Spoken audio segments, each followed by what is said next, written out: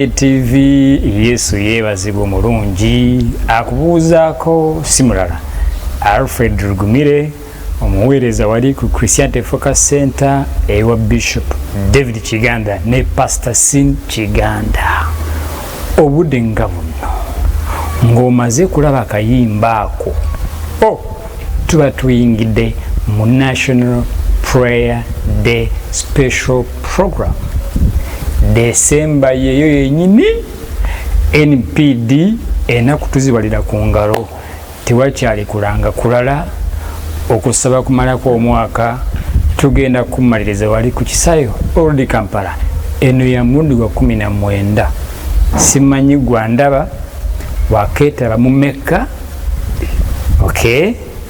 ziri mu bujulizi kikaaki ate ne wotuna kwetaba ne mwemu ng'otulabe gusooka ng'obulango budola KTV eno yenyini tuteeka kuleka waka tulina kusola maaso ga Mukama ennaku z'omwezi 31 Desemba wali Old Kampala. Wow, budde nga buno bwennyini nandeese omugenyi mulala munnyo mulala muko kyekituufu mwali mumulabye ku KTV naye timumulaba nko one on one nga twogera ku bikwatagana n'obuweereza n'NPD na biki Mukama byamukozesa. Njagala mbasabe munzikirize omuweereza wa Mukama mwaniriza babuuzeeko tuleke tutambule tusumba buuza ku batulaba ku KTV. Amina. Abalabe ba KTV mwenna Mukama yeebazibwe. Amanya omulabirizi Stephen Mutesaasira kwa Anointed Upper Room Church wali Komamboga. Mbagala nnyo bannange nsanyuse nnyo okuba nti ndi wano ku programu eno. Mwebale nnyo okwagala KTV, mwebale nnyo okwagala omulabirizi Bishop Kiganda n'omukyala Pastor Cindy. Tubaagala nnyo era twesimye okubeera wano mu linnya lya Mukama waffe Yesu. Musumba nsanyuse kulaba. Weewaawo sebo. Upper Room bali batya? Upper Room balungi nnyo. Mukama akoze ebikulu. Twalinga kamwocha. Naye kati net shift nga tuli Komamboga. Kyanja Komamboga. Yes. Ebyo bitundu byesimanyi nnyo mu Uganda. Mpulirawo obulizi Komamboga. Esebo. Naye nawulira waliyo bomu yabalukako sayidi zeeyo Komamboga. Komamboga kati balirawo nnyo ennyama. Nkoko. Mbizi. Ki. Mbizi tebagiriya balirawo pooko. Ewamma. Balirawo pooko. Bayitawo ku digida pork joint kati awo wennyini kyakyafu we bakuba bomb opposite waliwo ekipande Anointed Upper Room Church. Nayanza mzee. Mama ali atya? Mama mulungi. Twebaza Katonda atukuumye bulungi. Amina. Esebo. Wow, tusanyuse nnyo okutukyalira ku budde nga buno. Amina. Weerekeza bingi binogamba kanzije. Wow. Enyongere njogere gye muli. Tukwebaza omulundi guli wali naffe wali ku church ku CFC mu life changing week watuweesa omukisa. Amina. Katonda. We have visible tangible testimonies. Amina. Twebaza Mukama yakozesa. Naye ate ku luno twagala tugende straight away nabagambye National Prayer Day Special Program. Yes sir. Amba ntambula ngenda kukola omulabirizi ng'atuwadde flyer poster ngoyo oli omu ku bagenda kuweereza National Prayer Day. Wow. Gwenga omusumba Bishop Mutesaasira oyinza kuoyinayo katini nnyo ku kusaba okumalako omwaka ffe waffe wali wa Bishop Kiganda gwa mulundi gwa 19. Wow. Naye kyemmanyi naawe oze weeta mu National Prayer Day ez'enjawulo byatandika nga wooli I believe. Yes, kituufu. Kakiiko omanyi ku kusaba okumalako omwaka muzee? Okusaba ekiro ekiyingira mu mwaka omupya kikulu nnyo ate kyatandika dda ate abalokole ffe twakitandika kuba amakanisa ag'amadiini amalala tegasobola kutandika bintu ebyo galabira ate ku ffe ba born again believers. Naye omuntu okusaba okukeesa obudde ng'ayingira mu mwaka essaala eyo eba y'amaanyi nnyo. Ekisooka tuba tukkiriza nti Katonda akola ekyamagero ku ssaawa esembayo. Katonda waffe is a God of the last hour. Amanyi okukola ekintu ku ssaawa esembayo. Kati okusaba kw'ekiro ekyo abantu bayimusa okukkiriza ku bintu bibiri byatafunye mu mwaka guno oguggwako ne byagenda okufuna omwaka ogutandika. Abantu bayimusa okukkiriza okw'ekika ekyawaggulu kubanga mubaamu abakkiriza nti nno Katonda akyasobola okukola ne ku ddakiika esembayo. Abo ne bagamba nti ku ntandikwa y'omwaka Mukama agenda kubanga akola ebyamagero eby'amaanyi. So okusaba okwo kukola nnyo nti eba ntandikwa guba musingi ng'omwaka gutandika ng'osomoka omwaka kukola nnyo kubanga bw'otandika ne Katonda ebintu bitambula bulungi nga Bayibuli bwegamba nti olubereberye Katonda in the beginning was God. Yes. So kikulu nnyo abantu okubeera nti bayingira mu kusaba okwo era nkirabye ng'abantu balina obujulizi bungi kubanga abalala bayingira omwaka omupya okukkiriza kubeera waggulu ate Katonda akolera nnyo kukkiriza kw'abantu era nze naalisabye nti tewali baddewo omuntu asigala mu nnyumba ku lunaku olwo naye baka mu buliri bwe ng'abantu bayingira omwaka. Naye bakamuli abantu bayingira omwaka. Waliwo omusumba oba Bishop Kiganda oba Pastor Senior yagamba nti engeri gy'otandikamu omwaka esalawo kinene engeri gy'ogenda okumaliriza kituufu nnyo. nawe yagamba nti bw'osalawo otandikire wa bbeere ddene muwalagi era ne 31st December n'omwaka ogwako bwetyo bwekigenda kati musumba 31st December oba kusaba kumalako omwaka ewaffe kwa mulundi gwa 19 naye omulabirizi yatugambako nti kwatandika like mu 12 eyo balina Mboole wali abasumba bonna bwe baali gye kwatandikira nawe wekyako bipiira omwaka ogwako abantu bayakyanga emipiira nteka ebipiira awo nga kusamuka kyebusiba bakuba enduulu basanyuka busanyusi naye nga okusaba kwalinga kutono mu biseera ebyo. Abantu nga basanyuka busanyusi kubanga amazeeko omwaka nga tafudde atayingidde mwaka ogwokubiri nga mulamu ne basanyuka naye kati abalokole abakuŋŋaana okusaba ate bo bakitandika mu ngeri yanjawulo mu biseera wandigambye ne tusanyuka naye oyokya ku bipiira nze okwokya ebipiira nedda naye nalaba abantu nga bookya ebipiira nga temunalokoka ng'obalaba bulabi ng'obalaba bulabi nga bookya ebipiira naye nga nze nava dda myaka gyadda nnyo nga kumpi emyaka gyange egisinga obungi ku nsi ngimaze empeereza Katonda natandika ndi muto kati abantu balabanga bulabi nga nali nkyasoma ebiseera ebyo nolokoka. So abantu balabule nga bakyamuka mu stensons ezimu bagayita amasaŋŋanzira nga bateekawo ebipiira mu nguudo ne basanyuka ne bookya ebipiira naye kigenze kikyuka olwa sikyalaba nnyo bookya bipiira ennaku zino mwaleeta revive wajjawo revive y'amaanyi kati buli muntu yenna kabeere mulokole oba si mulokole ayagala amala ekiro ekyo ekisembayo mu mwaka ng'ali mu maaso ga Mukama kubanga bakizuula nti okusamuka obusanyusi okunywa omwenge okwokya ebipiira tekibayamba naye balaba nti ate abasaba baba n'obujulizi era ng'abogera nti omulabirizi Kiganda David yagamba nti nno engeri gy'otandikamu omwaka ate salawo nnyo eraga nnyo kyogenda okuba mu mwaka gwonna paka lw'ogumalako era abantu bagenze bakizuula nti omuntu asula mu maaso ga Mukama ekiro ekyo ekisembayo mu mwaka aba n'obujulizi n'ebintu ebirungi okusinga bano abasanyuka obusanyusi ne bagenda nga bogambye babeere ddene ne bagenda mu ndongo ne bakuba enduulu amaliriza ate oluusi omwaka tagumazeeko bulungi abamu n'okufa bafa bafa. Musumba yogedde bulungi ku point says ndowooza okagye bulungi now nga sinagenda ennyo wala kanzije wano in your line of ministry. Yes sir. Either time wali wafu wakola statement that my expectation your expectation God is going to meet my expectation. Yes sir.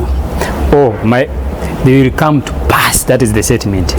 My expectation will come to pass. I know you are still driving that direction. Yes sir. Omwaka nga tegunaggwako omulabi wa KTV omuwuliza Kinyonyi FM njagala oyitaawo tulyoke tutambule mu maaso. Emirundi egisinga obungi Musumba webala nnyo okuleeta ensonga eyo. Emirundi egisinga obungi Katonda akolera nnyo omuntu alina essuubi oba asuubira nti Katonda ajja kukola. Nali mbuulira ku CFC.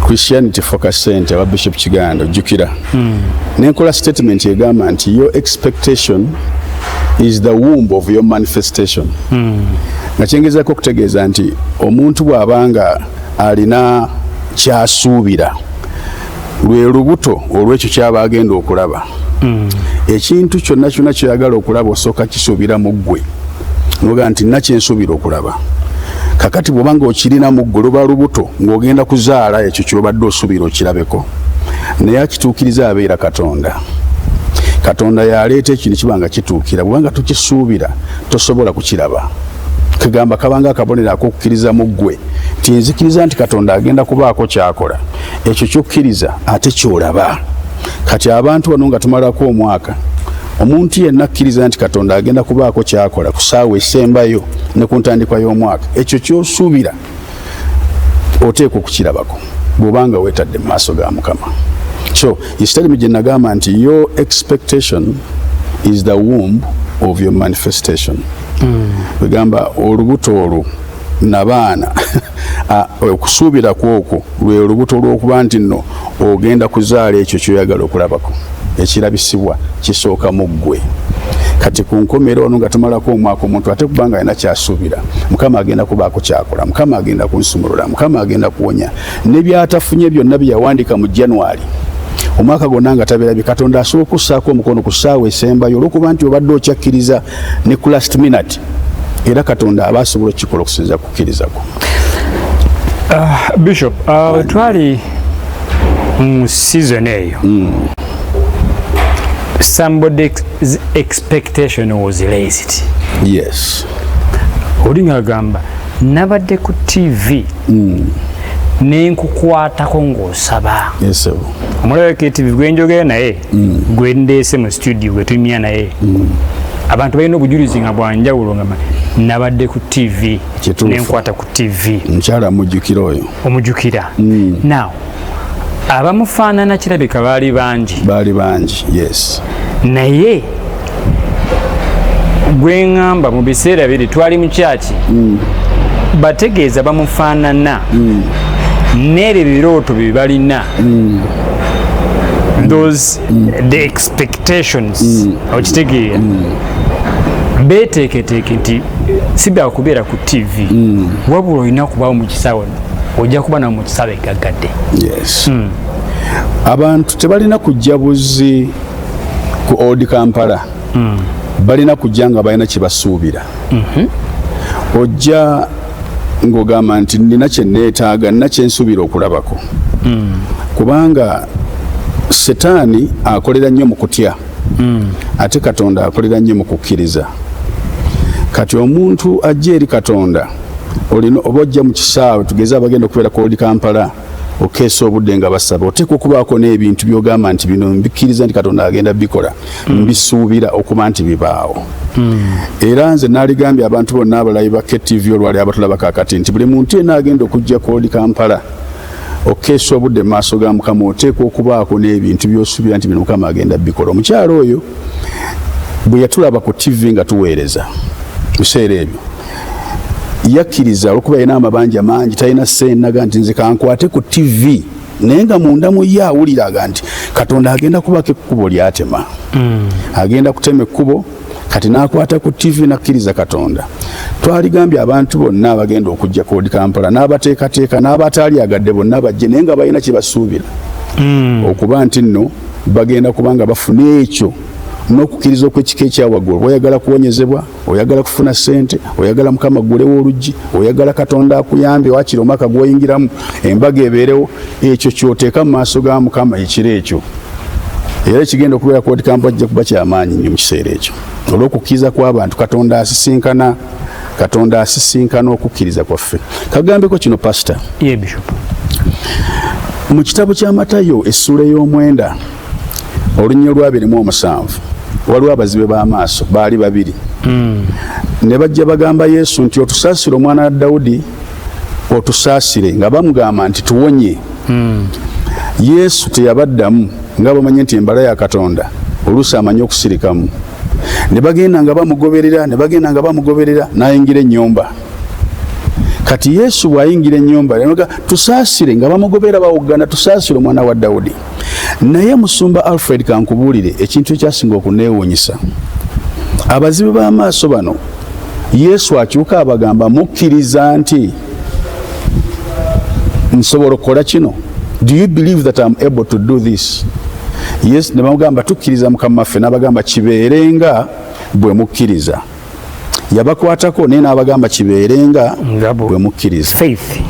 Kati bw'otunulira ekigambo ekyo Musumba, bw'otunuulira kasitoola ako kiraga nti nno omukono gwa Yesu gubaawo era gujja kubaawo ku 31st ku Old Kampala. Naye ku mukono gwa Mukama n'amaanyi ga Katonda gajja kukola nga gasisinkana okukkiriza kw'omuntu kw'alina. Yesu abuuza abazibe b'amaaso nti mukkiriza nga nsobola okukola kino? Kati bagamba nti tukkiriza, n'abakwatako ate n'abagamba kibeerenga bwe mukkiriza. Kitegeeza nti omukono gwa Yesu gwasisinkana okukkiriza kw'abazibe b'amaaso ne balaba ekyamagero. So abantu bonna abajja mu kusaba kuno okwekiro ku 31st Old Kampala abagenda okusula mu maaso ga Mukama nga basaba bonna bati kukubanga balina kye bakkiriza. Oyita Yesu n'okkiriza Katonda, kati amaanyi gajja kubaawo naye gasisinkana okukkiriza kw'omuntu, ekyamagero ne kibaawo. Kukkiriza Bishop yabuulira enjiri like nga 28 nti jjukira agamba nti your faith is your capital. Exactly. Kyekinyagaza Bishop David Kiganda, musajja ajjudde omwoyo w'amagezi. Your faith is your capital. Is your capital. Nti mugulu tegulayo sente. Bagulayo na kukkiriza. Kukkiriza. Anti ekyanikibwa kyogera nti mujje mugula awatali kigula. Awatali sente aba ategeeza kukkiriza. Waliwo ebintu bingi nnyo byofuna olw'okukkiriza ne bijja buzzi. Ng'okkiriza Katonda. Katonda alina ebintu byankoleddeko babenda by'abantu Katonda byabakolera. Lwakukkiriza bukkiriza kino kiba oli n'akola embaga nga taddemu na ssente ze. Oli n'alinnya ennyonyi nga Katonda yabikoze. Kati okukkiriza kuno kireeta ebintu bingi nnyo nnyo nnyo. Naye okukkiriza kye ki? Kwe kulaba ebitaliiwo ng'ebiriwo. Ng'ebiriwo. It's the only capital. Ye capital. 31st December Mulaba KTV tujja kuba wali ku kisaawe. Bishop ayogedde kukukkiriza n'olubuto lw'olina. Now kintwala ku kyawandiikibwa nakisangayo nti Abakuku essuula meka? Abakuku essuula 2 yogera wandiika okwolesebwako abakulaba badduke. Yes. N'ennaku bwe zinaayitawo kujja kutuukirira ekituufu. So kati omulabi wa KTV Bishop ayogedde ku kukkiriza n'ebyo ebiruubirirwa byayagala Mukama akoleko. Tojja just kubanga wajja kuba fireworks. Tojja kubanga wajja kuba bayimbi bangi nnyo nti wajja kubayo kugaba birabo kugaba no.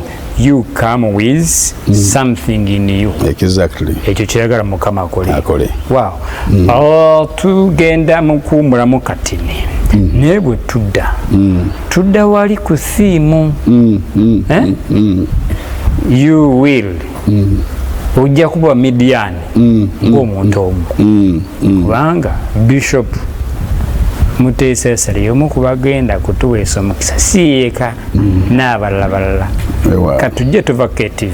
Okyali mulabi mulungi wa KTV okuwummula siku tuuka. Tukyatambula ne Bishop Muteesa Sira yeegase ku mulabirizi David Kiganda ne Pastor Sim Kiganda okwotadeko Mama Sidi mu kuteekateeka the 19th annual National Prayer Day. Ebeera buli mwaka. Twebaza Mukama olw'ekisa ekyo. Ano ya 19. And that consistency. Abakatonda. Wow. Ey'omulundi guno Bishop. Omutwe. Gudde mu Kyabalamuzi 6. Yes. Kugenda kuba Midian ng'omuntu omu. I know nze nkwesunga kuwulira kubanga gusoose kulaba mu kisaawe wali. Nange nesunga. Ng'oli ku line up. Nange nesunga okubeerayo. Bantu beesunga ki? Abantu abagenda okubeerawo. Era twebaza Katonda bannange. Kubanga ku Old Kampala kigenda kusukka. Twegasse n'omulabirizi Bishop David Kiganda ne Pastor Cindy n'abasumba ab'enjawulo mikwano gyaffe mu Kampala nga Pastor Kasanka. Tumuyita prayer tanker. prayer tanka sajja wa maanyi mu kusaba kigenda kuba kyamaanyi kakati atogatteko omusajja Mukama Kabuye ayina empapula Katonda zeyamuwa is a professional mu kugoba emizimu. Wow. Ye mulungi mugoba emizimu bwe yeyanjula kamba bw'oba olwekiganye ekyalema wammwe professional mu kugoba emizimu ntuuse ng'agoba emizimu kakati abatulaba ng'olina by'omanye bamwe byagaana ate baleete tubatwala walala Bishop abantu muhangu gwako mbu eri abasula mu nsozi nga basamira nnyo bayingira omwaka mu ngeri yaabwe nga bali mu kusamira kakati bali mu kusinza mizimu bayite naye kakati abantu abagenda mwenna abatulaba ku KTV njagala baaniriza ngenda kwegatta n'omulabirizi n'abasumba bano bonna bowulira ne boolaba ku birango byonna tugenda kubanga tukusabira nina ekintu Mukama kye yampa kye balina okusuubira bwe naabanga mpeereza nga neegase n'abasumba ninze kiwulira kyewalaba nga ndi ku CFC life changing season eyo ebyamagero ebyembagirawo Katonda akolerawo ekyo buli anajja kukirabako Katonda ajja kukola mbagirawo ekyo Mukama yakinkwasanga kirabo era abantu njagala kubasaba mwenna kobeere ng'oli mulokole oba toli mulokole oba oli musiraamu katuli ki temugenda mu bifo birala byonna agenda mu nsozi ate kusamira ate genda eno kunywa mwenge oba kola ki mwenna mujje kwoli Kampala tugenda kuba ffenna ekiro nga tusaba naye ekiro ekyo Katonda agenda kussa omukono gwe agenda kukola ebyamagero ebyembagirawo Katonda agenda kusumula abasibiddwa nze bagambe nti tutandika ku makya kuva ku makya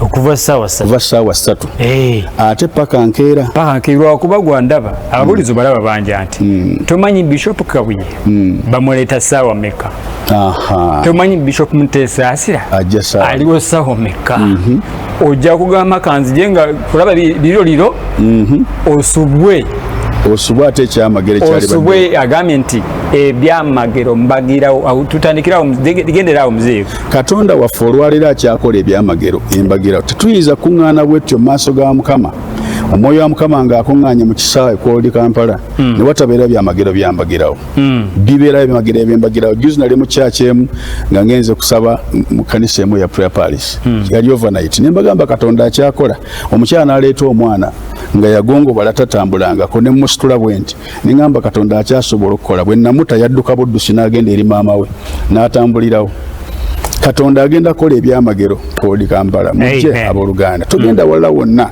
mwenna twagala bayita ate jangu ng'olina kyosuubira ng'olina kyokkiriza nti Katonda agenda kikola oba oyagala kufuna kyamagero ekiro ekyo oyagala Mukama akuseeko okuganja Mukama aggulewo oluggi Mukama akusangula amaziga kigenda kubaawo ebyamagero ebyembagirawo bigenda kubaawo aboogamba nti jangu ng'olina kyosuubira omulabirizi yabateerako enkola enyangungu bwe tuba tuli mu kisaawe we come with our prayer points ekyo kirungi nnyo biki bye twagala Mukama akole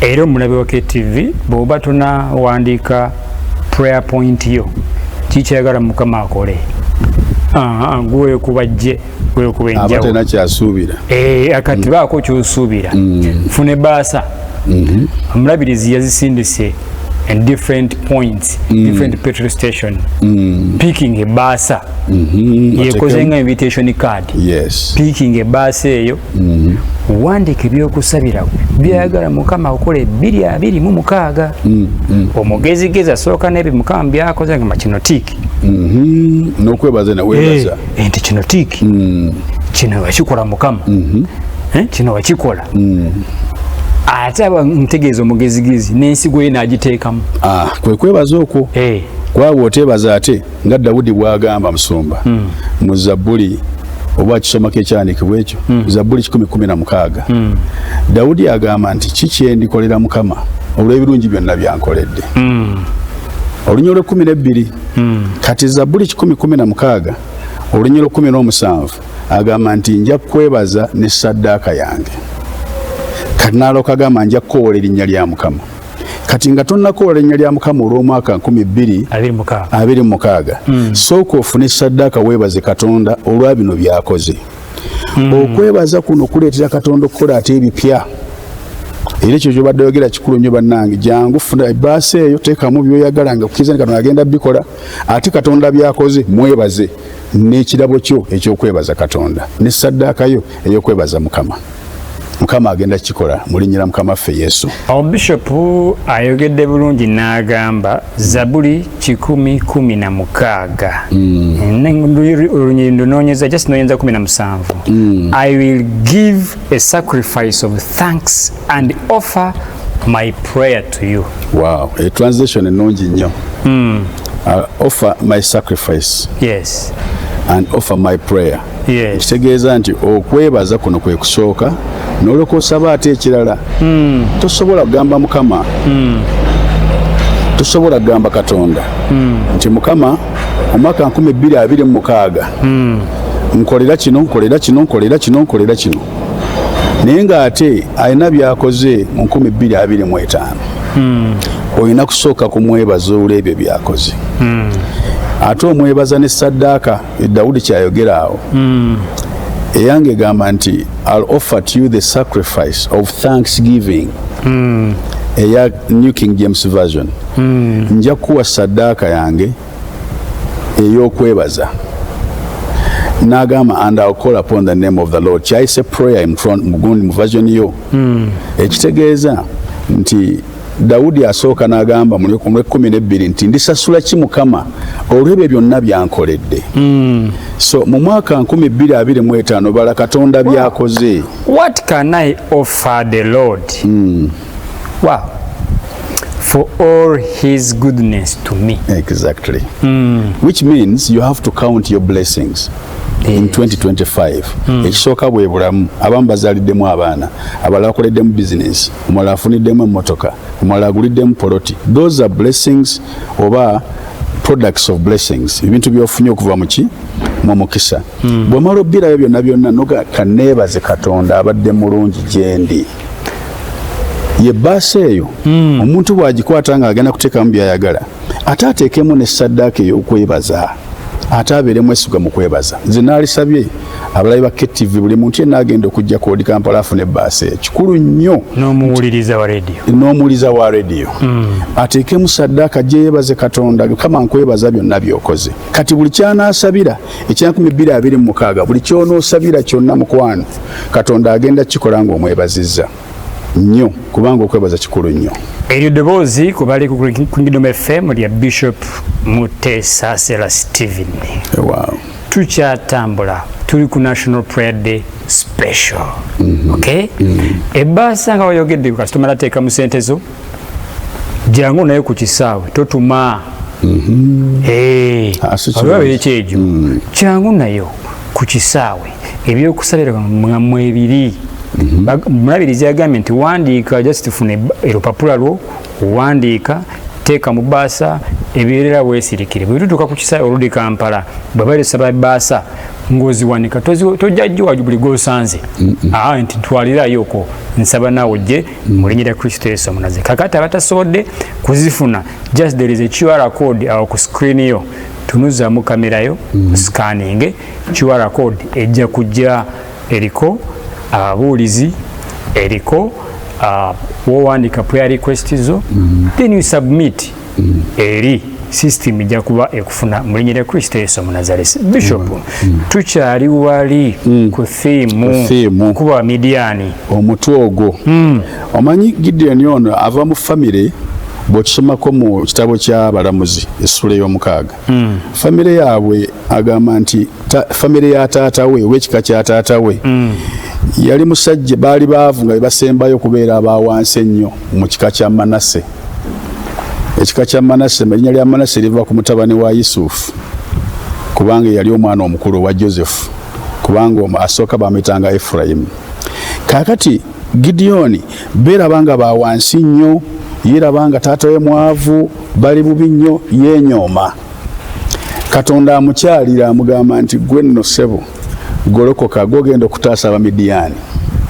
naganze nsobola ntyo okutaasa Abamidiyaani ekisooka ewaffe ffe tusingayo okuba abawansi ennyo ffe tusooka okubeera abaavu abasembayo ate n'ekyokubiri ekika kyaffe mu Manase kisembayo okuba ekyawansi ne Manase yasembayo kubanga anyoomebwa naye Mukama ng'amulabamu amaanyi n'amugamba nti gendera mu maanyi ago waliwo amaanyi Gideon ge yali talaba yali tagalaba talaba maanyi ago agali mu ye naye nga Katonda amulabamu amaanyi ago nti asobolera ddala okutaasa Isirayiri wa Midiyaani. Kati Katonda amugamba nti gendera mu maanyi ago gwe ng'omuntu omu ogenda kutaasa Isirayiri okuva mu Midiyaani. Waliwo amaanyi Katonda gaalaba mu ggwe atulaba olwaleero nti bw'onojja ku lunaku olwo 31 National Prayer Day called Kampala, amaanyi agakulimu gagenda kusiikuuka. Katonda agenda kwongera ekisa n'amaanyi. Ogenda kutaasa abantu beewamwe newankubadde olabanga atasobola. Ogenda kutaasa omulembe gwo newankubadde olabanga oli omuntu owawansi anyoomebwa. Omutwe ogwo mukulu nnyo neebaza Katonda yaluŋŋamya Bishop okuba nti omutwe ogwo yaguteekawo nti gwe ng'omuntu omu ogenda kulokola Isirayiri okuva mu Midiyaani. Omuntu omu asooka okutaasa ekibuga. Omuntu omu asooka okuwonya ensi nnamba kasita weegattibwako Katonda kyekigenda okubeerawo ku 31st. Mukama agenda kwegatta naawe agenda okujja ogenda osumula abantu beewamwe. Ssebo bannyabo atulaba atuwuliriza bwe bagamba Bamidiyaani oba Isirayiri tebategeeza gweweeka ng'omuntu.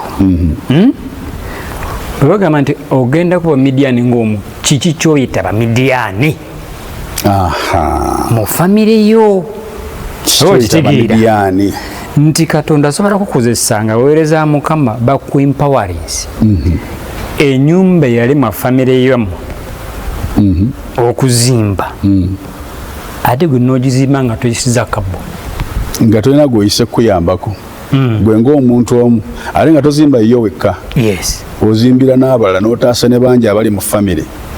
Abamidiyaani be balabe aba Isirayiri. Bannyonnyole bategeera. Abamidiyaani baali balabe ba Isirayiri era bajjanga ne batandika n'okukyankalanya ennimiro zaabwe ne boonoona ebirime byabwe. Ekiseera eky'amakungula ne baleeta nkumi na nkumi z'Abamidiyaani ne bayoola ebintu by'Abayisirayiri ne babitwala.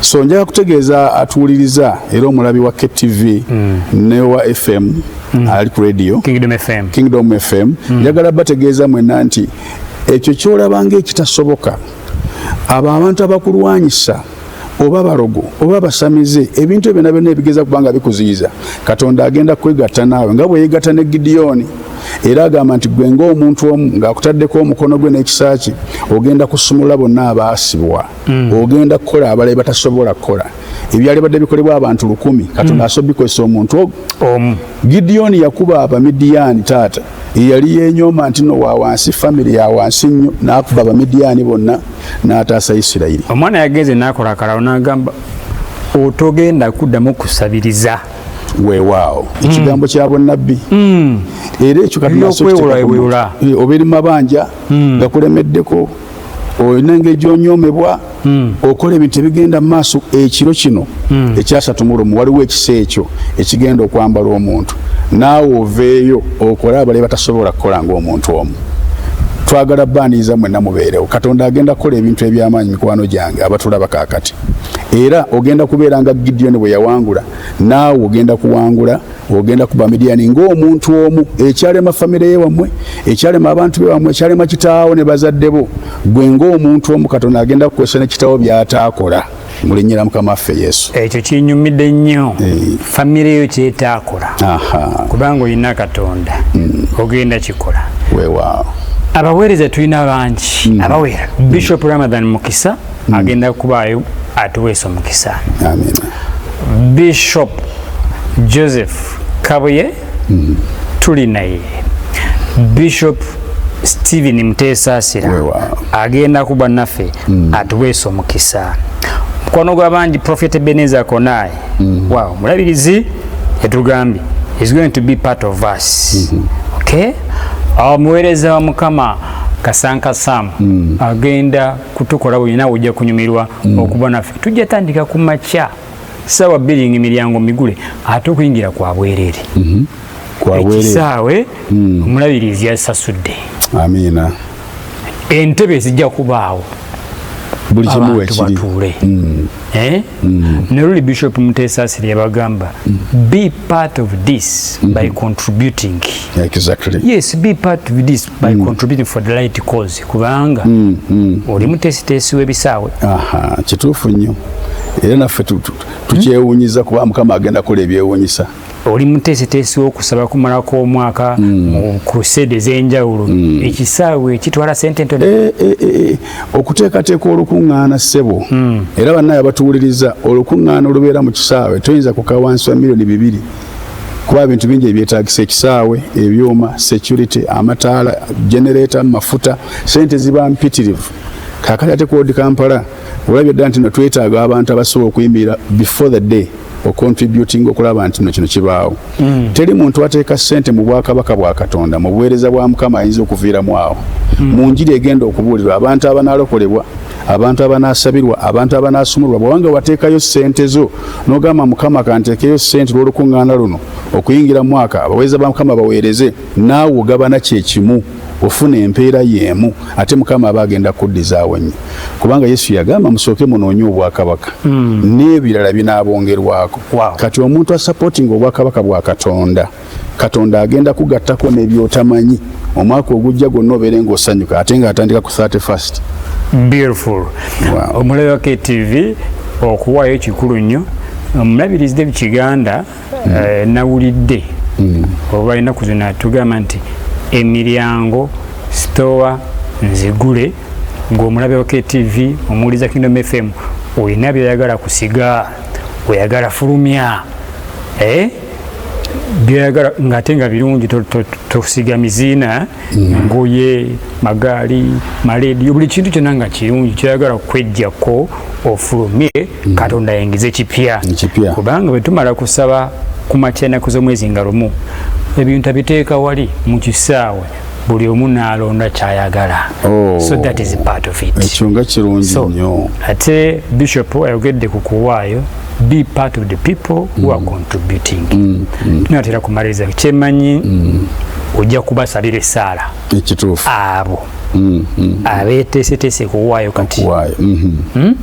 Oli olyo nyiriri lwogera ku Isaka akadiye n'agamba nedda tabani wange Esau jangu omukisa genda oyige ennyama ndeetere ate neyeekubya yaka neyeetooloola munne n'agenda mu kiraalo